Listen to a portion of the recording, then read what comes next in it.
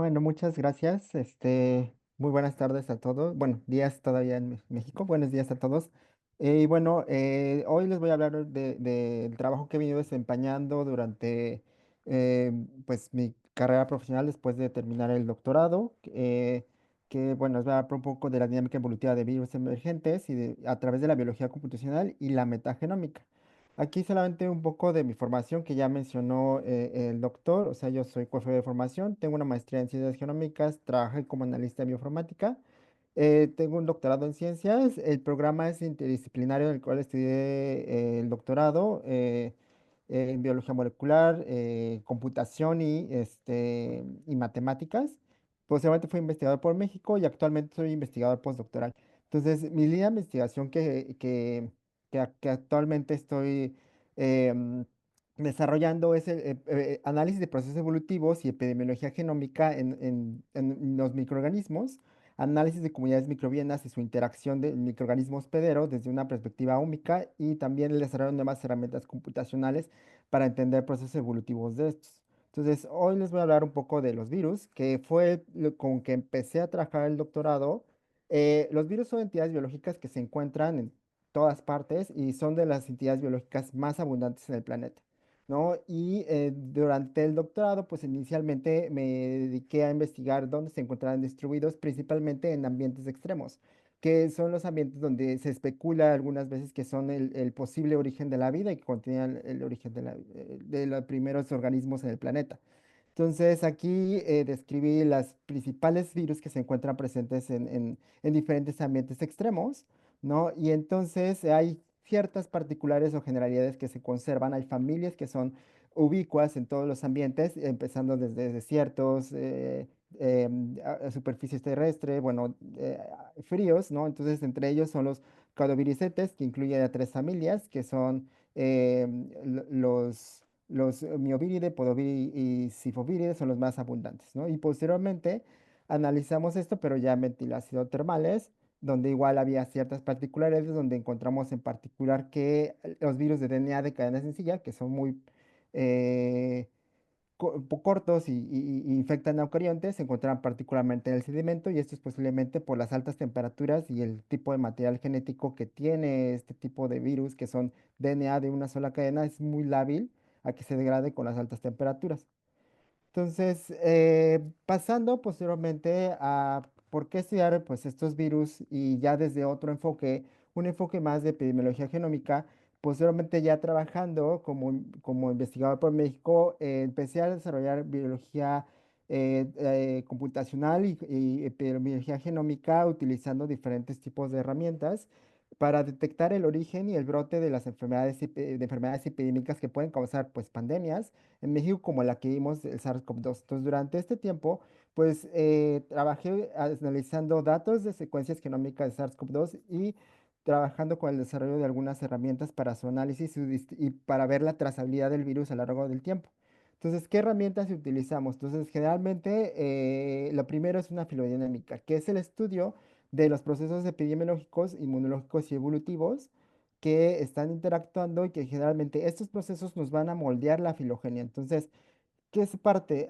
Se necesitan tener datos y estos datos son secuencias biológicas. Aquí lo vemos como un alineamiento, se secuencia el ADN. Entonces, a través de herramientas computacionales, que hacemos alineamientos múltiples, construimos a partir de una herramienta bioinformática que nos permite hacer inferencias filogenéticas, es decir, construir un árbol filogenético que nos traza la posible historia evolutiva de este microorganismo en el tiempo y, sin embargo, los diferentes factores biológicos, como puede ser la respuesta inmune o procesos epidemiológicos de transmisión, pueden alterar la topología de esta estructura, ¿no? Entonces, nosotros podemos inferir cuál fue el primer ancestro o cuál fue la primera secuencia o primer virus que pudo haber infectado en una población en particular y hacer su rastreo a partir de la población. Y también lo podemos hacer a partir de distribuciones geográficas. Entonces, eso se le llama también filogeografía, es decir, poder rastrear el origen a partir de dónde se encontró el microorganismo o el virus en una población. Entonces, existen diferentes tipos de filografías. Filografía discreta es únicamente tomando los valores discretos de los países o de los estados, por ejemplo, de la república, del país y hacer la reconstrucción de posiblemente de cómo fue la diseminación de estos virus a lo largo del tiempo. O puede ser con datos continuos, es decir, le introducimos las coordenadas exactas del muestreo de donde se toma la muestra. Generalmente son complicados porque para esto nosotros necesitamos nutrir a los programas de los metadatos con las coordenadas exactas. Sin embargo, muchas veces es difícil tener los datos de los metadatos para poder realizar esa reconstrucción exacta. Entonces, generalmente lo más distribuido son hacer filografías discretas y entonces empezamos a trabajar con SARS-CoV-2 en México y una de las formas típicas para poder clasificar es a partir utilizando este método computacional. La OMS utilizó un método con base en las letras del alfabeto griego. Sin embargo, este método es a partir de la reconstrucción de ancestros y el método es un método filogenético que nos permite clasificar con base a una letra y un número de acuerdo a cómo se ha surgido los linajes, ¿no? O las variantes. Entonces, la primera de ellas, pues se le asigna la letra A, que fue la primera, y subsecuente, las siguientes subsecuentes que fueron apareciendo, se les va poniendo otra letra de acuerdo al alfabeto, y el número es una subdivisión de que se forma otro clado diferente dentro de la filogenia. Entonces, utilizando esta herramienta Pango, pudimos realizar la asignación de los diferentes clados, perdón, de las diferentes variantes que estuvieron circulando en México. Y cuando existía una recombinante, que más adelante les voy a explicar, se le denominaba con una letra X, ¿no? Sin embargo, bueno, ya hablando de los resultados que empezamos a realizar, entonces, este es un análisis filogeográfico, filodinámico de las variantes más abundantes y con mayor prevalencia en México durante la pandemia. Este trabajo fue publicado en eLive, donde utilizamos una librería NR que nos permite inferir con exactitud el número de introducciones que que tiene ciertas variantes del exterior, o sea, de otros países hacia México. Entonces, esta librería nos permite desarrollar, nos permite inferir ese número de introducciones y saber de dónde vino esa variante, ¿no? Y entonces aquí únicamente lo que les muestro son la frecuencia de los genomas que se obtuvieron hasta aquí, hasta la variante Delta, ¿no? Donde las principales fueron utilizando el lenguaje que utiliza la OMS es alfa, delta, gamma y omicron, que son las más, las variantes de preocupación. Sin embargo, aquí ya se muestra con los linajes de acuerdo a Pango. Y inicialmente, muy inicios de la pandemia, dos variantes fueron las que circularon en México, que fue la 1B1-222 y la 519. Estas dos variantes empezamos a hacer el análisis filogenético y filogeográfico para ver su distribución en el país y aquí lo que les muestro es que utilizando esta biblioteca genómica esta librería NR que se llama Serafin, que se desarrolló, nos permitió inferir el número de introducciones de estas dos variantes. Y estas dos variantes en particular eran más abundantes en nuestro país y no se encontraban con mayor frecuencia en otros países. Entonces, la mayor abundancia era entre México y Estados Unidos. Y pudimos inferir el último ancestro común, es decir, cuál es el primer microorganismo de todos los que dieron origen a las que están co-circulando en nuestro país. Entonces, el primero fue en marzo de 2022 y ese primero, o según la inferencia que obtuvimos, se originó en México, ¿no? Y a partir de esto nos pudimos detectar que hubieron 231 eventos de introducción entre México y Estados Unidos. Esta fue un análisis direccional únicamente entre México y Estados Unidos porque eran los dos países en los cuales tenemos mayor representación de estos dos linajes, de estas dos variantes que estuvieron co-circulando. Sin embargo, el ancestro más antiguo indica que posiblemente se originaron en México, las dos se originaron en México y fueron las que circularon durante la primera ola de SARS-CoV-2 en México. Y entonces, lo mismo ocurre con la variante de 519, o sea, hubo muchos eventos de introducción, hubo muchos eventos entre México y Estados Unidos. Sin embargo, de México hacia Estados Unidos hubo más, 391, entonces, posiblemente igual los datos indican que estas variantes tuvieron una mayor prevalencia en México y en principio se mira aquí en estos mapas, que es en el centro del país y en algunos estados del norte del país. esto es importante porque ya al ver otras variantes de preocupación como alfa y gamma, aquí alfa y gamma, hablando de la frecuencia, estas se encontraban mayor predominante en el norte del país, por ejemplo, alfa, que es la B117, y en la variante gamma, que es la P1, estaba mayor predominante en el sur del país. Entonces, esto nos indica que las introducciones eran por el norte y por el sur de México, y esto es muy importante porque la migración nos permitió ver que esas introducciones se debían justamente por las zonas fronterizas.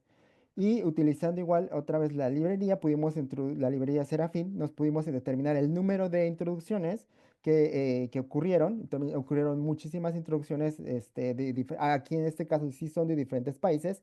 Sin embargo, lo que empezamos a detectar que ya había clusters, estos que se llaman C1, C2, C3, son clústeres de transmisión. Y un clúster de transmisión lo definimos como un clado dentro de esta filogenia, es decir, donde tuviera mayor de 20 secuencias que estuvieran clusterizadas, ¿no? Entonces, este clúster nosotros le podemos hacer seguimiento y un rastreo dentro de la filogenia y poder ver cómo es su diseminación dentro del árbol. Aquí los clústeres eran relativamente grandes, sin embargo, no eran tan grandes como el caso de la variante Delta. El caso de la variante Delta, pues pasó lo mismo, hubo muchas introducciones, más de 140 introducciones de diferentes países hacia México, que esta fue durante la tercera ola. Y esta su distribución sí es bastante homogénea, aunque originalmente los clústeres de transmisión que tuvimos son, aquí los vemos, son seis. Sin embargo, hubo dos muy grandes y con esto podemos hacer un análisis filogeográfico, es decir, saber determinar con cuál fue el primer brote que se originó y hacia dónde se diseminó. Entonces, el primero fue el clado el C5D, fue en el centro del país y este se diseminó hacia el norte y hacia el sur, ¿no? De México. Y y el D igualmente empezó en el centro de México y se distribuyó hacia el sur y luego hacia el norte, ¿no? Entonces, prácticamente con esta información, pues podemos saber cómo es la transmisión del virus a lo largo del país. Pero para esto, pues todo se necesita tener las secuencias y las herramientas computacionales para poder determinar con exactitud cuál es el origen y la transmisión de estos virus a lo largo del país. Posteriormente, ya pasando a la variante Omicron, igual lo que hicimos, ya es otro trabajo publicado, donde inicialmente durante el principio de la variante Omicron, que empezó a circular, que fue en noviembre, bueno, en México se detectó en diciembre de 2021 y en enero de 2022, donde solamente dos linajes estaban co-circulando. Sin embargo, también vimos diferentes clústeres de transmisión. Y aquí después ya hubo diferentes sublinajes o subvariantes que estuvieron circulando en el país. En este árbol filogenético las marcamos. Sin embargo, igual se detectaron 160 introducciones, pero muy pocas de ellas logran establecer estos clústeres de transmisión. Aquí son seis, lo mismo que en el caso de la variante Delta. O sea, solamente una de esas variantes logra establecer un gran clúster o un gran clúster de infección y que se disemine dentro de una población en particular, ¿no? Entonces, posteriormente, utilizando los datos que se encuentran en Google, lo que hicimos fue obtener la información de la movilidad de las personas. Entonces, para saber qué tanto de la movilidad influye en la transmisión, es decir, o sea, esto se obtiene a partir pues, de los dispositivos móviles y Google los tiene clasificados de acuerdo a los sitios en los cuales las personas pues, se movían más o se trasladan más, por ejemplo, a la escuela, a la farmacia, al supermercado, etcétera. Y entonces aquí lo que les muestro son estas curvas de movilidad. Entonces, generalmente la curva de movilidad empezó a crecer mucho antes de enero del 2021, o del 2022, perdón, y en diciembre de 2022, o sea, esto lo vimos en los 7 estados del país, tomando esta información de los dispositivos móviles. El pico de movimiento era mucho más alto y esto concuerda con el periodo vacacional, ¿no? Y ya en el pico, en la figura B, vemos que este es el pico de número de casos. Entonces, la movilidad prácticamente está influyendo a que después de que la gente se movió muchísimo el número de casos se incrementó y este fue el pico de la variante Omicron que pasó en el país.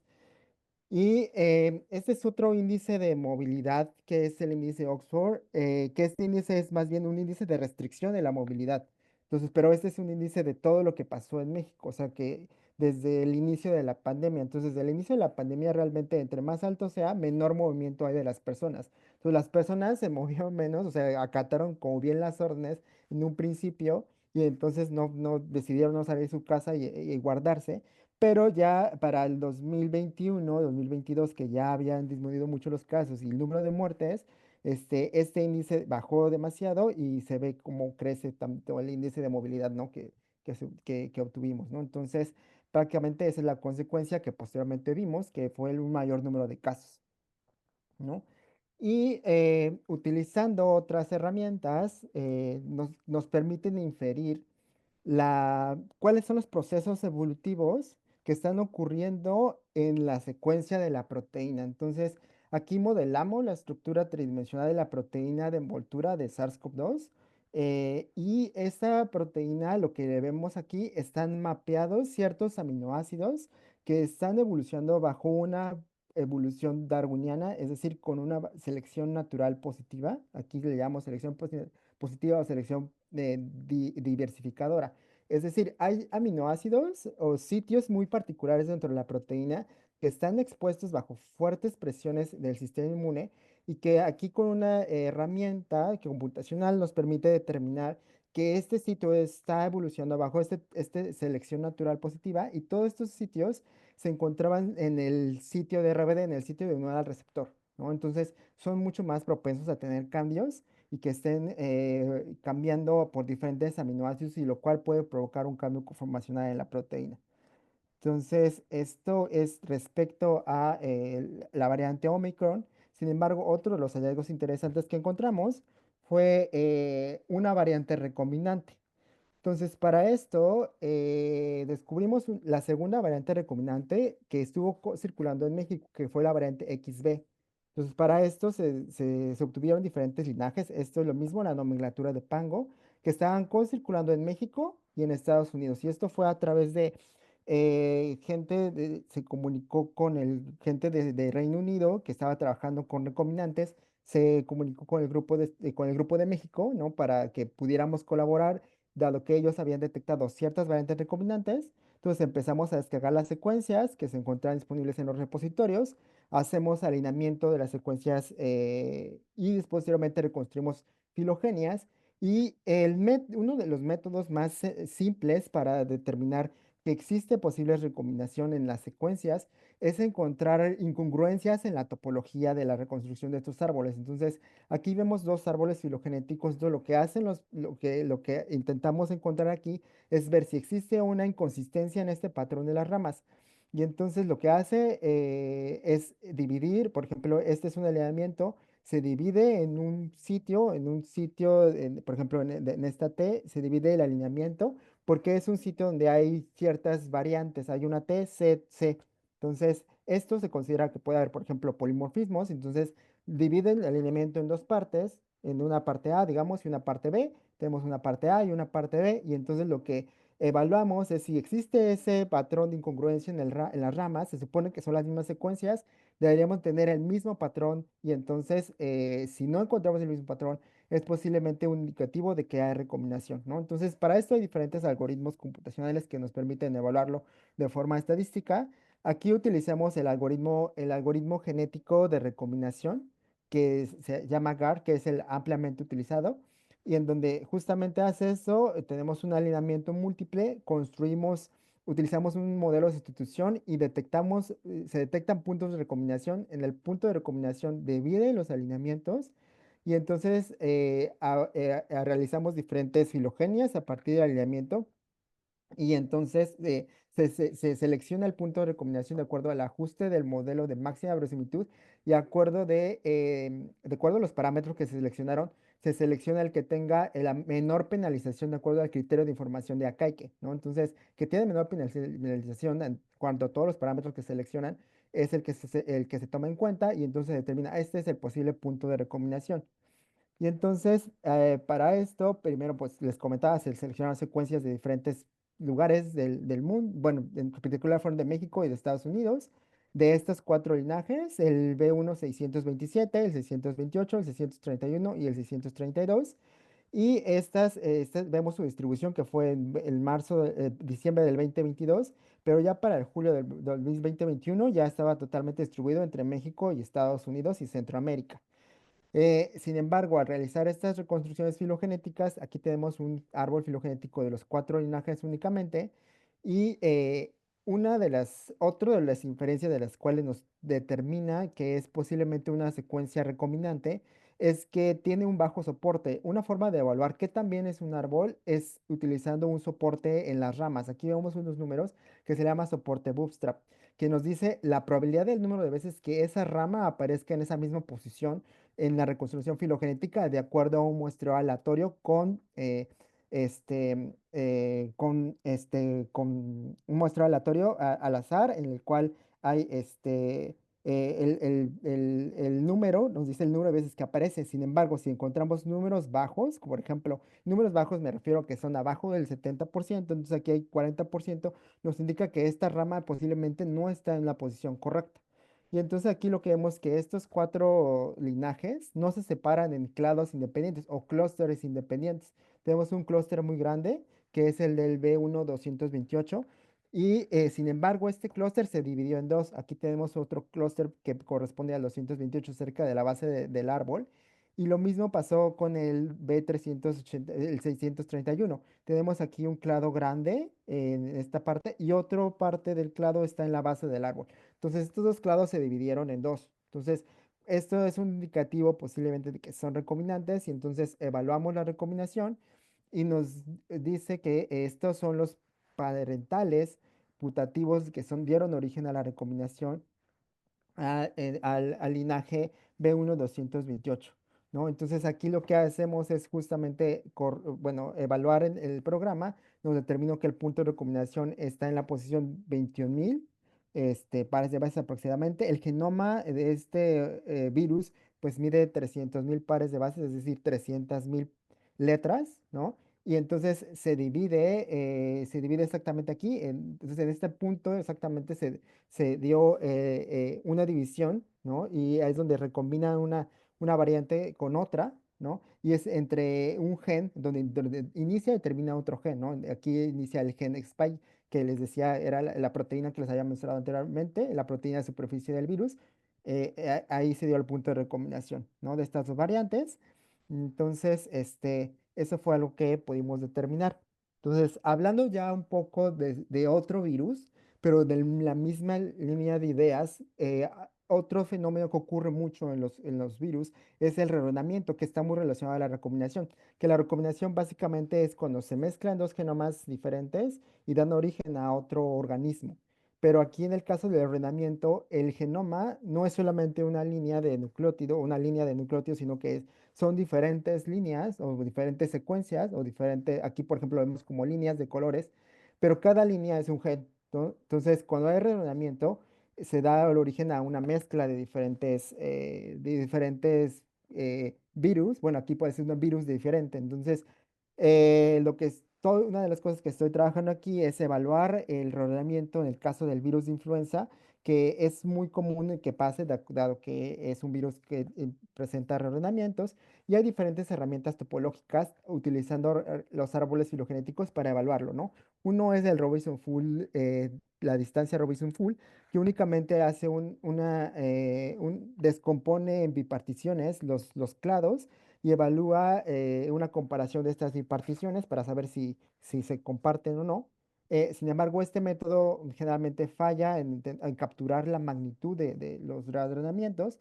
Entonces, lo que utilizamos aquí es un método que se llama Subprune and Regraph Distance, que es SPR, que es distancia de poda e injerto. Entonces, aquí tenemos dos árboles filogenéticos, se corta un segmento y se reinjerta en otro lado. Y entonces la idea es que ver si con este reinjerto podemos transformar del árbol uno al árbol 2 y esto nos va a decir un número de distancias de cuánto es el reinjerto, ¿no? Entonces para esto Lo que hicimos fue colectar secuencias de influenza H5 de dos bases de datos, DISEI y NCBI. En total, 11.000, arriba de 11.000 secuencias por segmento, porque el genoma de influenza tiene 8 segmentos, es decir, 8 genes. Hicimos un muestreo dirigido hacia las secuencias más divergentes, un muestreo random. Reconstruimos árboles filogenéticos, evaluamos la distancia SPR, hacemos unas simulaciones. Para esto reconstruimos secuencias simuladas, porque esas secuencias simuladas van a ser nuestra base nula, sin reordenamiento, con las cuales podemos comparar. El objetivo de aquí es comparar cuáles de los reordenamientos son reales y cuáles son falsos. ¿No? Y entonces, cuando comparamos, este es el resultado de las secuencias del muestreo dirigido, es decir, de las secuencias más alejadas. Y entonces, aquí lo que vemos es la distancia SPR, es decir, el número de injertos que se pudieron hacer para transformar un árbol A en un árbol B.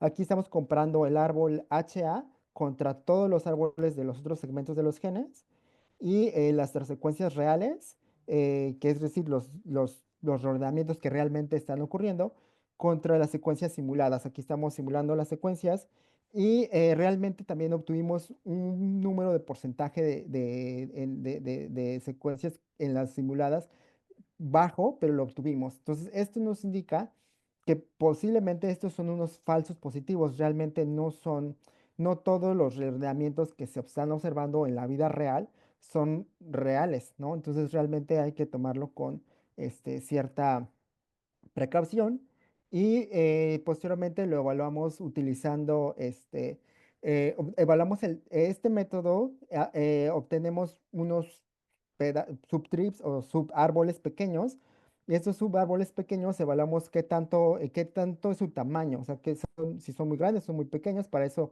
igual construimos aquí un programa bioinformático que nos permitía evaluar ese tamaño. Entonces, muchos de ellos solamente ocurría el cambio, es decir, en una rama se estaba moviendo del árbol de un lugar por otro, ¿no? Entonces, esto lo miramos con mucha más atención en un muestreo también aleatorio. Este es nuestro muestreo aleatorio, donde igual hicimos esa comparación entre utilizando esta distancia SPR, en la cual justamente en los valores reales, que era algo que se esperaba que tuvieran una mayor distancia. Sin embargo, en los datos simulados aquí en el muestreo aleatorio, también encontramos que tienen una alta distancia en el valor simulado. Entonces, esto nos llama la atención de que posiblemente son muchos falsos positivos en el caso de los genes más cortos. Este gen es un gen corto, ¿no? Me refiero a que es un gen de menor tamaño con respecto al gen de influencia de HA o el gen de NA. Son dos genes diferentes. Y cuando evaluamos otra vez el tamaño, estas son gráficas de logaritmo contra logaritmo y el tamaño de distancias y el número de las ramas, pues muchos subárboles eran solamente de una rama, pero muchos eran muchísimos. O sea, había más, bueno, había 100 cambios o subárboles con una sola rama. Entonces, esto nos indica que posiblemente son errores en la reconstrucción de las topologías filogenéticas en lugar de ser reordenamientos reales. Y posteriormente hicimos un programa bioinformático para analizar qué tanto se movían estos subárboles dentro de las filogenias, porque les decía que se reinjerta en otro lado. Entonces, lo que hicimos es evaluar cuál es la distancia de reinjerto, porque aquí teníamos una hipótesis: si entre más lejano se reinjerta o se pone este subárboles, es posiblemente de que sea algo real. Entre más cercano se reinjerte, posiblemente es una incongruencia en la topología de la reconstrucción. Entonces nos está hablando de que es un falso positivo. Entonces, lo que hace el programa primeramente es tratar de buscar los subárboles pequeños, bueno, los subárboles que se encuentren en las dos topologías diferentes, en la de un árbol HA y la de un árbol de un árbol diferente a de otro segmento. Encontramos ese árbol y evaluamos la distancia de reinjerto del nodo hermano más cercano, ¿no? Entonces, esto le llamamos distancia de entre hermanos o la sibling distance, y entre más corta esperaríamos que posiblemente sea un error de la reconstrucción filogenética. Entonces, los resultados que obtuvimos aquí también es una gráfica de comparación entre los datos simulados y los datos reales.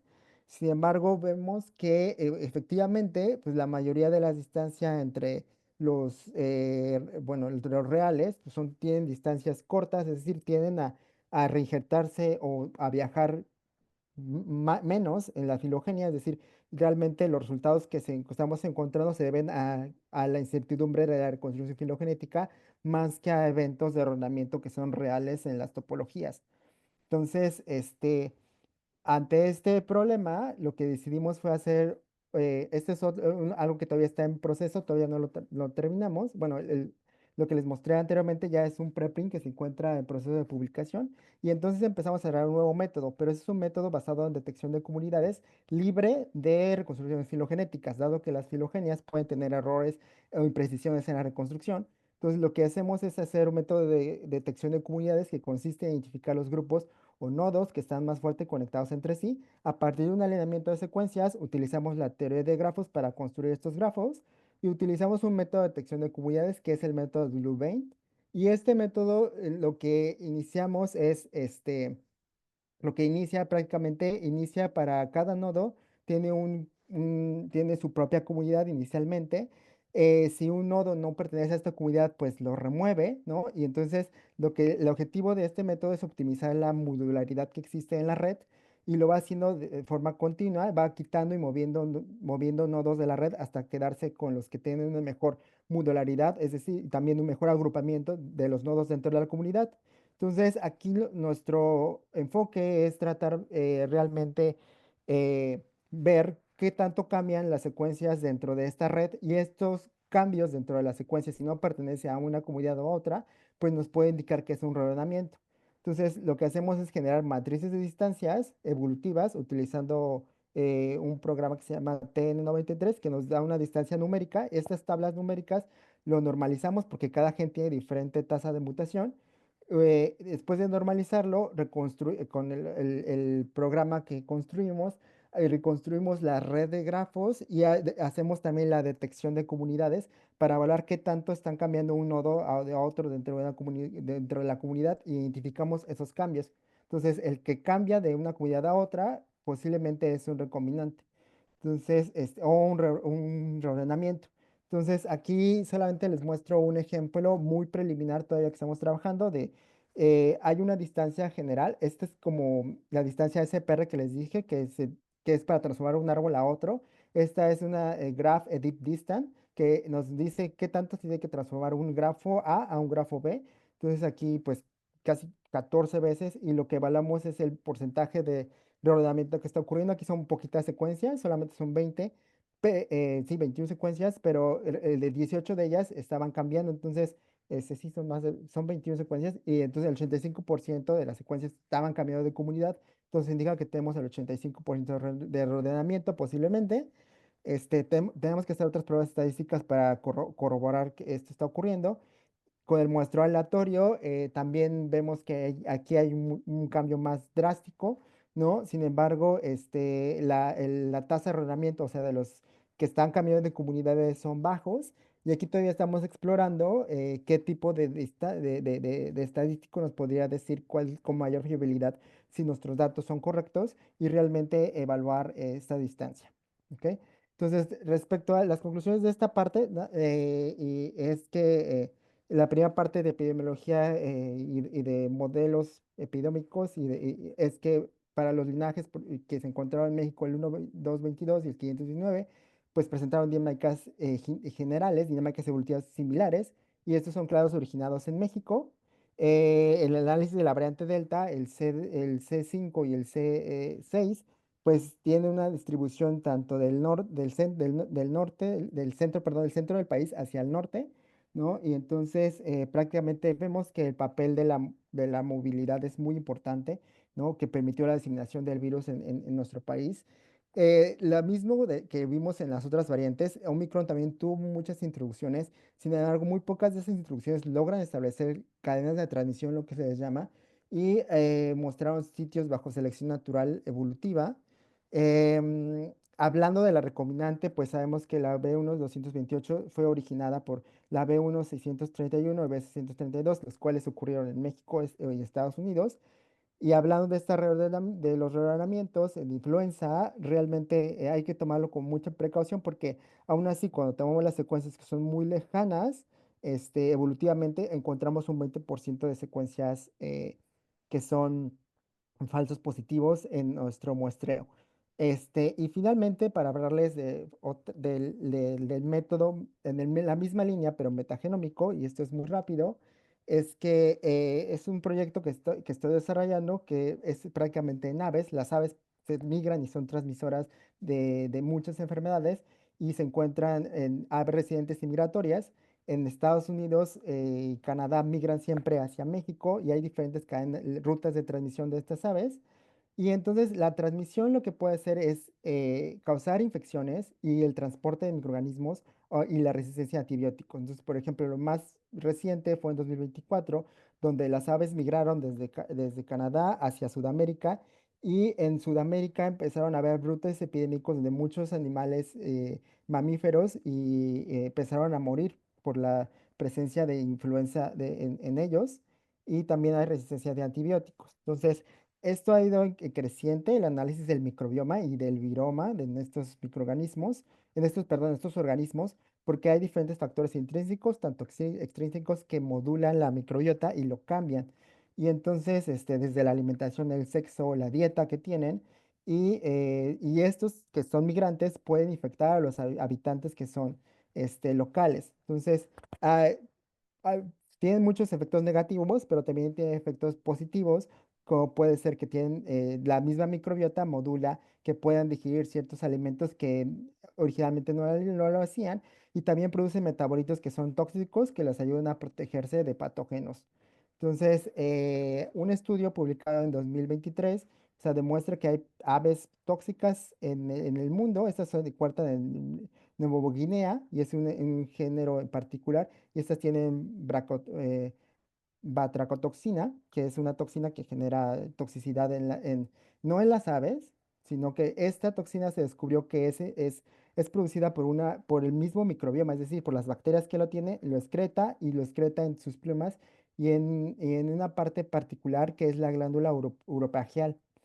Y a lo que voy es que en México hay una especie de este género Paluride que, que también se considera ave tóxica. Se ha descrito desde nuestra historia, desde pues, tiempos muy ancestrales, bueno, en México, en libros de la Nueva España, de esta especie que se llama Cardelina rubra, donde aquí un estudiante de licenciatura, Sayán Muñoz, y el estudiante de doctorado, Arturo Liñán, me han ayudado, bueno, han ayudado a hacer muestreos de estas aves para saber el microbioma y de sus parientes de estas aves que son migratorias de Canadá hacia México, para saber qué posibles virus pueden estar transmitiendo y enfermedades pueden estar transmitiendo y ver si la movilidad también influye a la transmisión. Ya lo vimos con influenza, pero en estas aves que son aves de ornamento no se conoce mucho y son aves que generalmente luego la gente puede tener en sus casas, ¿no? Entonces,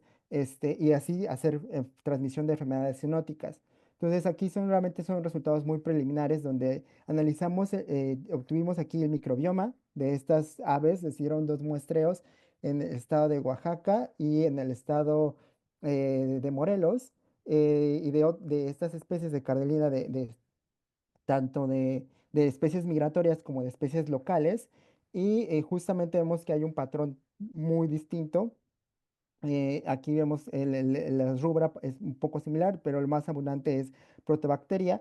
Y de aquí lo que pretendemos hacer es hacer un análisis de metagenémica shotgun para conocer tanto los virus, las bacterias y otros microorganismos como arqueas y fungi que posiblemente pudieran estar también corroborando en la definición a lo mejor de enfermedades, y también comprobar si realmente si esta ave es tóxica, realizando pruebas de toxicidad a partir de muestras de las plumas, ¿no? Entonces, algunos resultados que esperamos es obtener una descripción detallada del microbioma bacteriano y viral asociado a las aves migratorias, e identificar posibles patógenos que se encuentran presentes en estas aves migratorias, lo que permite evaluar el riesgo de transmisión hacia otras, ¿no? Incluyendo los seres humanos, y investigar la posible influencia de si el microbioma influye a la toxicidad, o sea, realmente algo de las bacterias que producen influye a la toxicidad, y esto es metabolómica, ¿no? Y finalmente, pues crear también un marco filodinámico que influye la ecología del movimiento de las aves, ¿no? Y la epidemiología genómica, ¿no? Y ver qué tanto puede estar influyendo en la posible transmisión de nuevas enfermedades. Y bueno, con esto prácticamente es todo lo que les quería mostrar. Y pues bueno, antes que nada, darle muchas gracias a los colaboradores con los cuales he trabajado muchos de estos proyectos, a mis colaboradores y a mis mentores que pues me han apoyado a lo largo de mi trayectoria académica. Y pues a todas las fundaciones, igual que he recibido este dinero, ¿no? Para poder seguir trabajando a lo largo de mi trayectoria. Y pues muchas gracias. Quedo abierto a preguntas.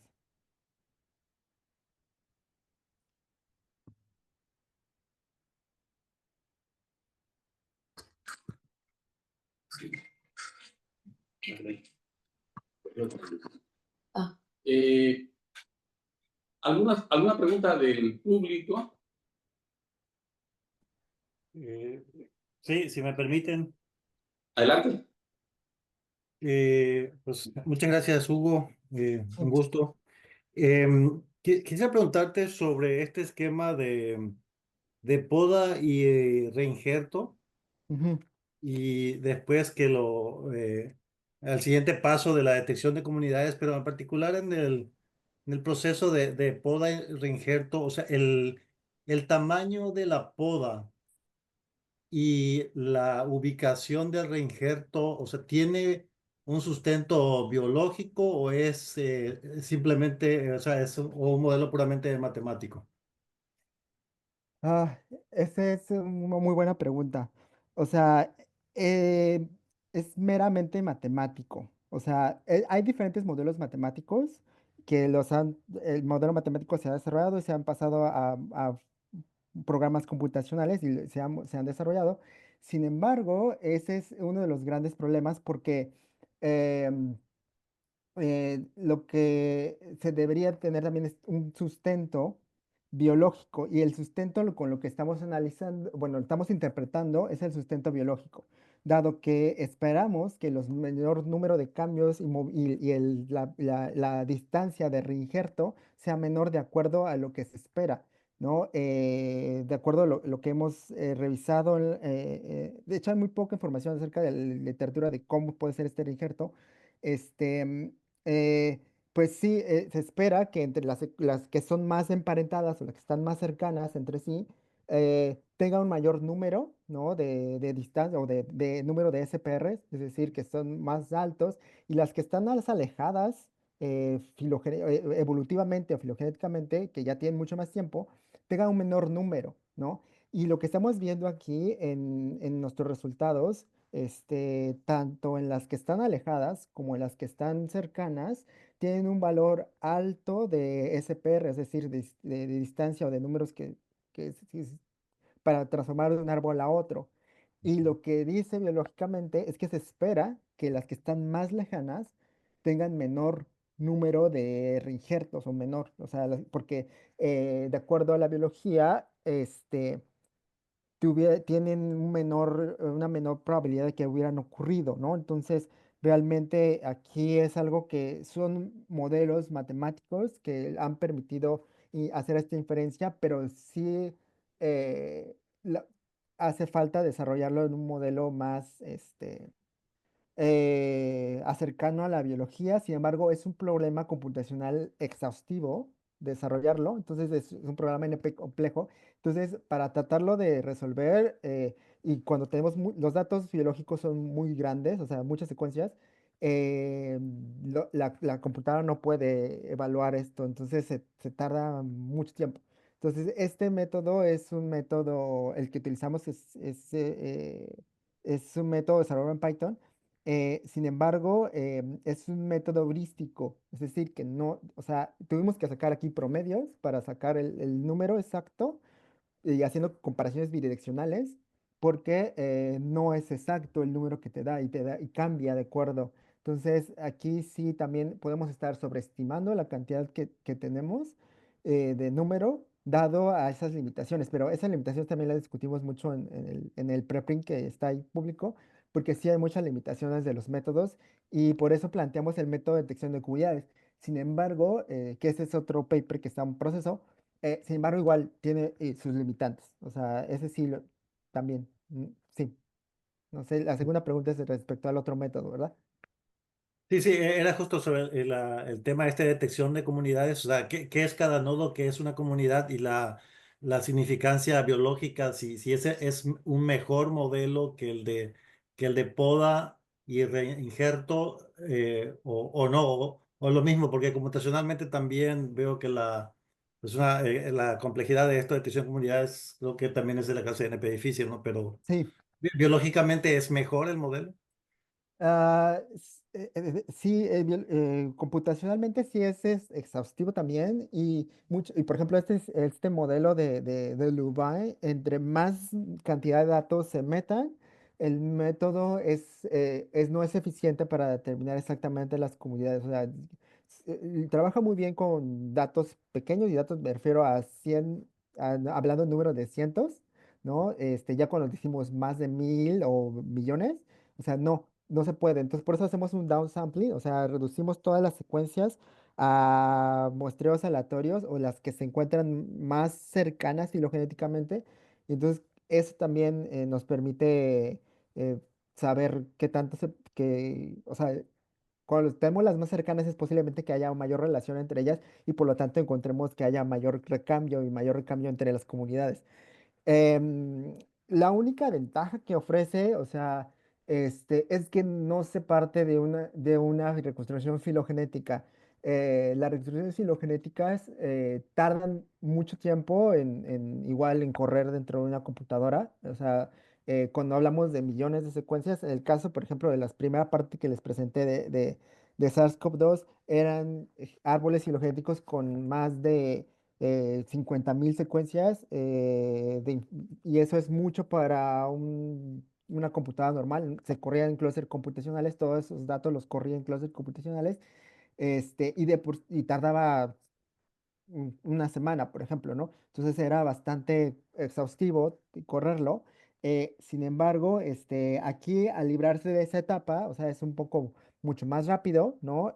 Sin embargo, sí, también tiene las limitantes de que biológicamente posiblemente no ocurra así, pero este método de detección de comunidades se ha utilizado mucho para detectar brotes. Entonces, en este sentido no estamos detectando un brote, sino estamos detectando un cambio de una secuencia por otra dentro de las comunidades, pero se ha utilizado mucho para detectar brotes epidémicos y determinar si, por ejemplo, en el virus de inmunodeficiencia humana, se ha utilizado mucho para detectar si hay brotes epidémicos utilizando este modelo, ¿no? Entonces, uno de las cosas a futuro que posiblemente planteamos hacer es utilizar diferentes modelos, porque estamos utilizando el modelo de Lubine en nuestro programa, lo incorporamos, pero hay diferentes modelos que no sabemos si están mejores o peores, también lo estamos evaluando todavía, pero ver qué tanto lidian con la cantidad de datos, ¿no? Y realmente,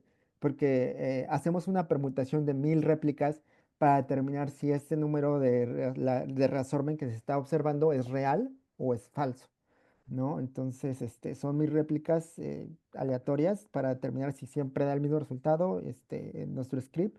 Y bueno, si lo da, damos pero todavía seguimos haciendo más perfeccionamiento de ese programa. Todavía está muy en desarrollo todavía. Ok. Muchas gracias, muy interesante, Sí, gracias.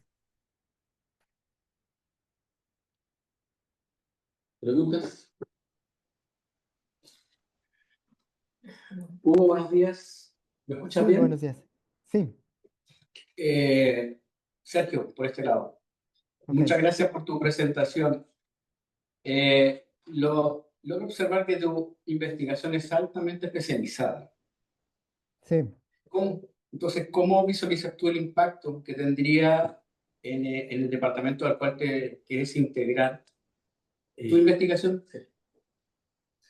Sí, mejor la entrevista. Bueno. Ok. Entonces, más del seminario. Sí, no tengo que. Ok. Bueno, si quieres, yo tengo. Ok, perdón. Hugo, mucho gusto, muchas gracias por tu presentación. Ok, Tengo dos, tengo dos preguntas terminales. La primera es, si entendí bien, mencionaste que la implementación del desarrollo de métodos informáticos más precisos para detección, ¿no? Hablaste mucho de eso. sí. Pues quiero entender un poquito más las limitaciones de tus propuestas y qué estrategias propones para reducir las tasas de falsos positivos sin perder sensibilidad. Ya, muy buena pregunta.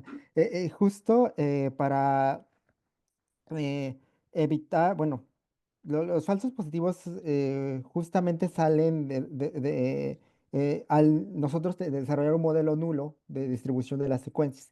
Pero por eso proponemos es el método de detección de comunidades, dado que este método no utiliza, está libre de reconstrucciones filogenéticas. Entonces, las reconstrucciones filogenéticas, por ende, o sea, son muy tardadas computacionalmente, exhaustivas y también tienen imprecisiones al momento de hacer la reconstrucción. Entonces, el método en el que encontramos alta tasa de falsos positivos es porque realmente al reconstruir el árbol filogenético, una rama aparece en una posición, sin embargo, de esa posición en la que aparece posiblemente no es la correcta, ¿no? O no es la exacta. Entonces, por eso se utiliza esta métrica llamada Bootstrap que nos permite ver la cantidad de la posición de veces que aparece esa rama en esa posición. Sin embargo, muchas veces no es la correcta, ¿no? Entonces, por eso nuestro método, lo que planteamos para quitarnos de seguir encontrando falsos positivos, es utilizar otro método de detección de comunidades. Intentamos desarrollar un método similar al de Ejército y Poda.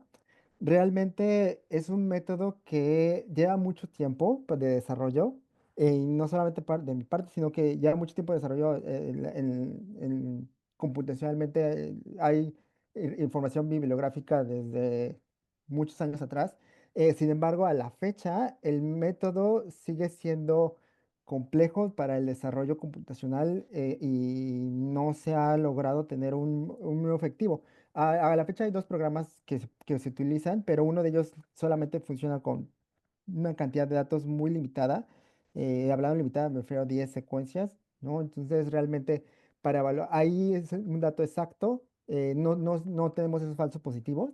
Sin embargo, no es útil porque hablando biológicamente tenemos mucha información en nuestras bases de datos y las bases de datos para construir esto o sea, realmente cuando tenemos datos biológicos son bastantes y poderlo utilizar no nos funciona. Entonces, la biblioteca de Splier es, eh, no es tan precisa, ¿no? Por eso tenemos esos errores de falsos positivos. Sin embargo, es útil dado que podemos determinar que sí hay algunos que son verdaderos positivos, porque casi el 80% es real, ¿no? De nuestro 20% es realmente bajo. Entonces, la idea de eso sería, evaluar cuáles son esos falsos positivos, ¿no? Que están ocurriendo. Y para eso lo que hicimos fue hacer un árbol, también filogenética, pero un árbol, digamos, no simulado, sino un árbol con nosotros y sabíamos cuáles eran los cambios, ¿no? Dentro de la filogenia y determinar si realmente el número de veces que se equivocaba el programa, ¿no? Entonces, determinamos la tasa de los verdaderos positivos y de los falsos positivos que estaban encontrándose en el análisis, ¿no? Pero realmente sí hay una limitación en la herramienta. Ok. Y mi otra pregunta es, me gustó mucho como multidisciplinaridad, ¿no? El trabajo interdisciplinario, en especial en el proyecto de las aves, ¿no? Desde pues no sé. Entonces, mi pregunta va más allá en términos de ¿a- en qué parte del ecosistema tú estás involucrado, o sea, te involucras desde las aves y colectar los datos o nada más tomas las bibliotecas o qué. Ya. ¿Cómo planteas el proyecto y en qué fase es tu intervención? ¿Me explico? Ok, ahorita en este momento no estoy involucrado durante las primeras etapas, o sea, bueno, en el de realizar el muestreo yo, o sea, prácticamente el muestreo lo realizaron los estudiantes, son biólogos de formación, entonces tienen el conocimiento para hacerlo. Realmente yo no soy biólogo, no tengo la formación, y realmente me interesó mucho porque fue una idea que los mismos estudiantes plantearon hacer, ¿no? O sea, dado con esto de eh, de las epidemias y la transmisión de enfermedades, pues las aves son un claro ejemplo de que podrían estar transmitiendo, y hay ejemplos como el que les mencioné de influenza, que pasó en los mamíferos y que se encuentra todavía en el sur de América, ¿no? En Chile y en Argentina, principalmente, pero ahorita estoy más involucrado en la parte final de los análisis. De hecho, les estoy enseñando a hacer la parte de los análisis bioinformáticos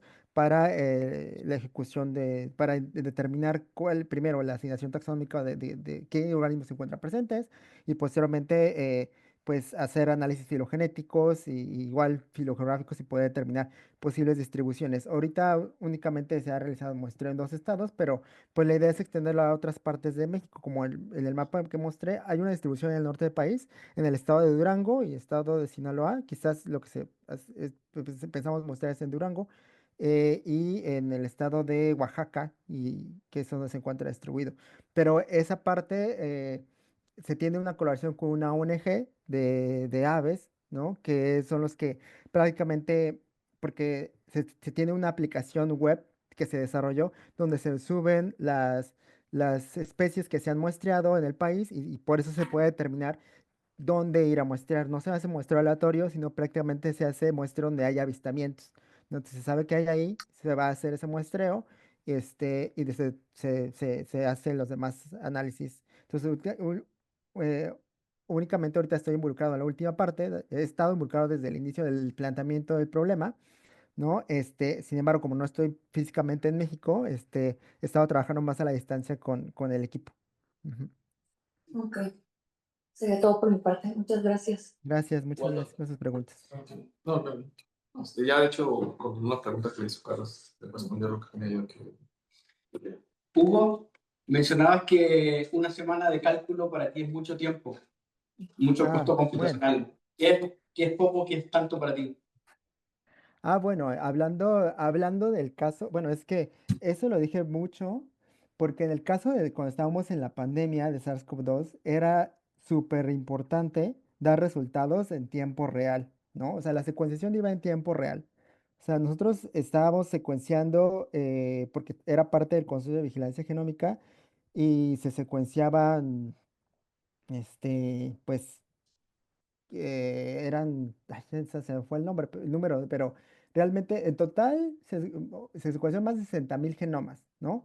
Este, Sin embargo, el momento de que a la semana nosotros tenemos que dar el informe del número de las variantes que estaban co-circulando en el país, y informárselo a la directora del CONACYT, ¿no? Y sacarlo también en los portales públicos, tanto en el portal del Consejo de Vigilancia Genómica. Y durante ese tiempo lo que hicimos fue desarrollar, todavía está libre, una base de datos pública, computacional, donde están todas las variantes que subíamos. Es un repositorio. Pero eso le llamó que era mucho tiempo porque realmente nos apremiaba el tiempo de saber cuál era la variante que estaba y circulando en ese momento. Y entonces hacer argumentos filogenéticas, esto sí era cuestión de que se entregara en un día o menos de un día para saber si había una introducción de una variante nueva o qué era lo que estaba ocurriendo en el país, ¿no? Para dar paso y dar información exacta. O sea, siempre que llegaba o aparecía en los periódicos, hay una variante nueva, pues prácticamente nosotros tenemos que ir analizando los datos en tiempo real para saber si realmente existían variantes nuevas, ¿no? O si ya había llegado a México. Entonces, ese tiempo, nos parecía, en particular, bastante, porque realmente a veces, tenía que dar una respuesta inmediata, ¿no? Pero hablando de otros temas o otros recursos computacionales, o sea, o de otras herramientas, porque tengo también experiencia haciendo pues ensambles metagenómicos, o hablando de otras áreas, no solamente de esta área que es poco más de epidemiología genómica.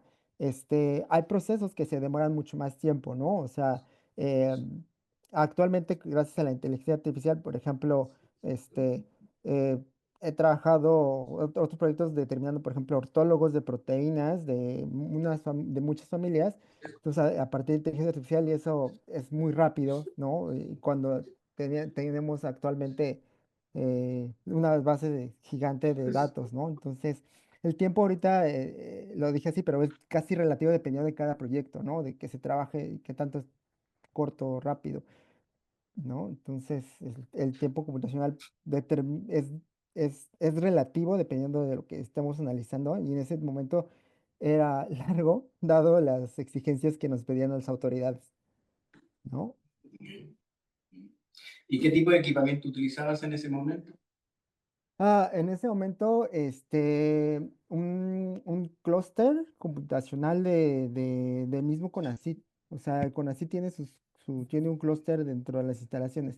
Entonces, aunque el análisis se dividía mucho entre el Instituto de Biotecnología de la UNAM, que tiene el mismo clúster, ese también lo analizamos en el clúster, y en el clúster del CIMBESTAB. O sea, prácticamente el análisis era entre diferentes instituciones, y todo el repositorio de la información se tiene, que fueron como más de 8 teras de datos, se tienen almacenados actualmente en CONACYT.